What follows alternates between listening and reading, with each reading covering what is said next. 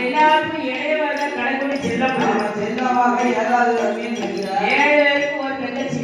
ஆமா 7 பேருக்கு ஒரு தங்கச்சி. 8ஆவதா ஒரு பெண் குழந்தை பிறந்து ரொம்ப பாசத்தோட நேசத்தோட ஆதரிச்சு வராங்க. ஆமா ஆமா பிறந்த உடனே வண்டியச்சி என்று பேர் கொடுத்து வண்டியச்சி என்று பேர் கொடுத்து அந்த குழந்தைய பேர சிறப்பாக